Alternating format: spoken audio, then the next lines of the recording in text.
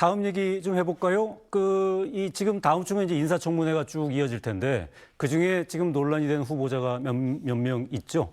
강선우 여성가족부 장관 후보자의 그 보좌관 갑질 논란 SBS가 단독으로 보도해드렸었는데 이걸 해명을 했어요. 그런 일 없다고 강선우 후보자가. 근데 그거에 대해서 또 반박하는 또 이 얘기가 나와서 논란이 증폭됐습니다. 안상우 기자의 리포트 보고 오겠습니다. 보좌진에게 자기 집 쓰레기를 버리게 하거나 고장난 변기를 해결하게 했던 증언들이 나왔습니다.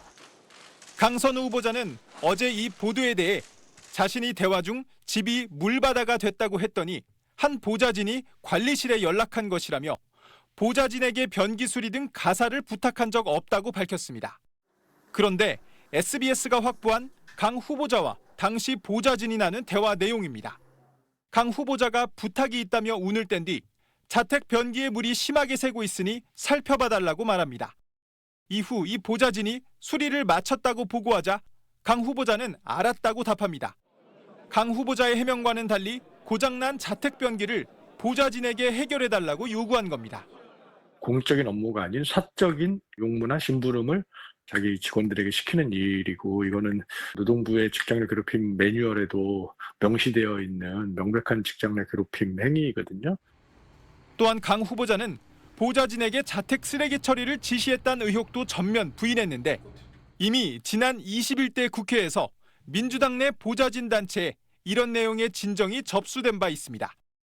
지난해에도 국회 직원들의 SNS 익명 게시판을 통해 같은 의혹이 제기됐었는데 당시 강 후보자 측은 전직 보좌진들을 상대로 작성자가 누구인지 찾으려 했던 것으로 취재됐습니다.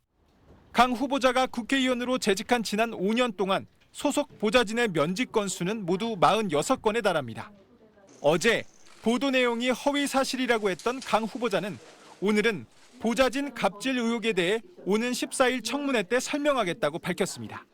SBS 안상우입니다. 자, 장영태 의원. 지금 얘기대로라면 강선우 후보자가 허위 해명을 했다라는 얘기가 되는데요. 지금 다시 나온 대화 내용을 보면.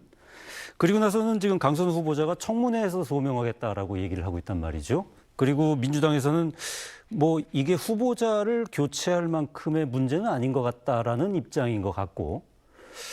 장영태 의원 보시기는 어떻습니까? 이거 뭐 그대로 가도 되는 사안인가요? 일단 여러 가지 의혹이 제기된 부분에 대해서 강선우 후보자께서도 충실히 또 소명을 하셔야 될 것으로 보이고요. 다만 이제 뭐 거짓이다 아니다 이걸 판단하기엔 좀 이른 것 같습니다. 그렇기 때문에 저는 장관 인사청문회 과정에서 또 여러 가지 뭐 저런 이 부탁이 뭐 몇 번이 있었는지 뭐 이런 부분들 포함해서 여러 가지 이 의혹 제기에 대해서 충분히 인사청문회 과정에서 해명하시건 해명하시고 또 사과하실 게 있다면 사과하시고 또 문제가 있다면 그 문제를 정확하게 보고 판단해야 될 것 같습니다.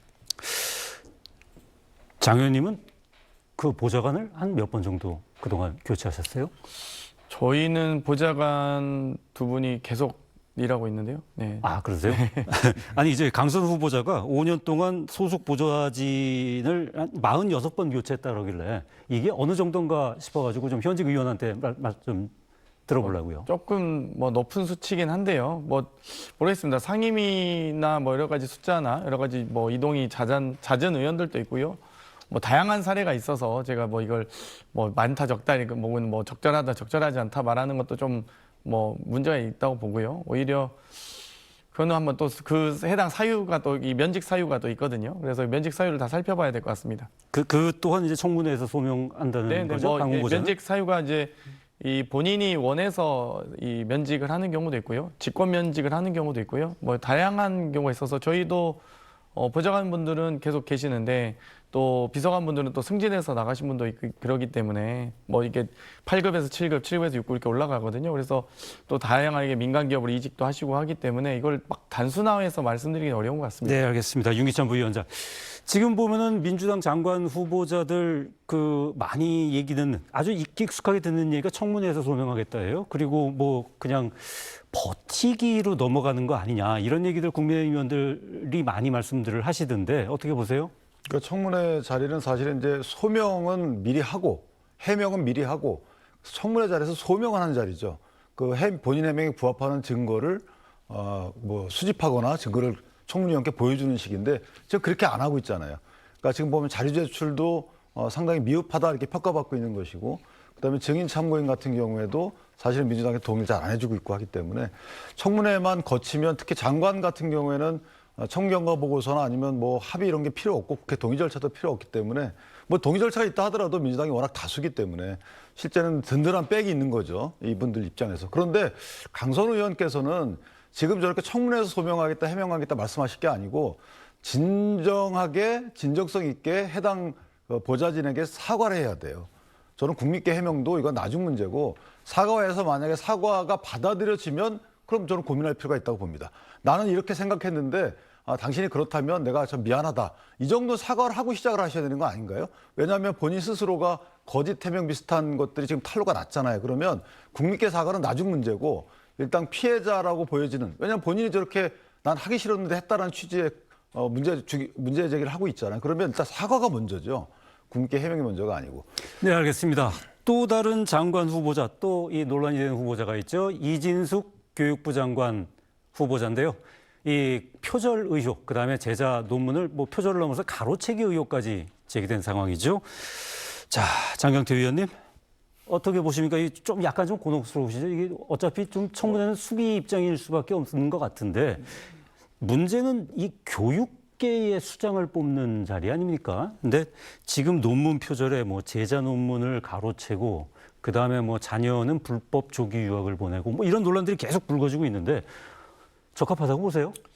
그러니까 사실 2010년 이후에 장관 인사청문회가 아주 강화가 되고, 또 여러 가지 이 도덕성 검증, 또 특히 논문 표절과 관련된 위장 취업이라든지 위장 전입이라든지 여러 가지 도덕성 검증이 강화되면서 이런 문제들이 많이 불거지고는 있습니다만, 어찌되었건 이 과거에 있었던 논문 표절 분위기라든지 공동 저자 분위기라든지 대학원생의 논문과 유사하게 쓴다는 이런 부분들이 이 과거에 아주 오래전 학회에서는 좀 있었던 일인데, 요즘에 이제 많이 사라지기도 했고요.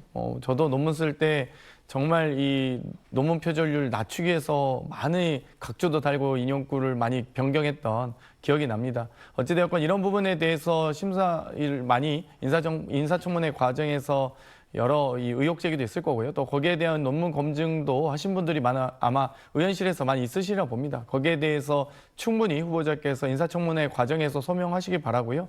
아마도 많은 국민들께서 인사청문회를 아마 관심 있게 지켜보시라고 봅니다. 그렇기 때문에 그 이후에 저희도 국민들의 눈높이에 맞았는지 안 맞았는지를 좀 보고 판단하지 않을까, 그렇게 예상합니다.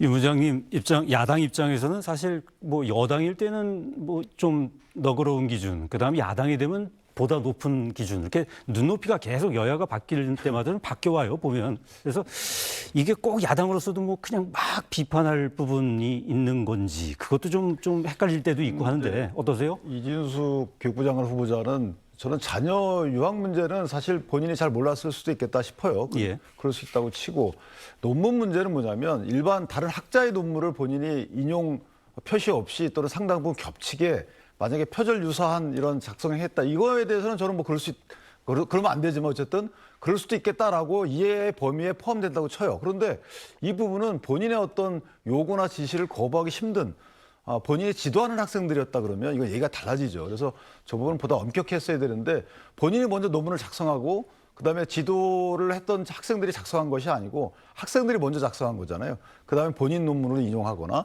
또는 본인이 그 논문을 토대로 해서 학회지에 내거나, 또 심지어는 특정 보조고문 수령 어떤 용역에 저 논문을 또 제출한 거 요약해서, 자, 이런 모든 체계를 보면 다른 논문의 역대 표절 문제 제기보다는 좀 다르다, 양상이. 그래서 이 부분은 조금 엄격한 판단을 받을 필요가 있다, 저는 개인적으로 생각합니다. 알겠습니다.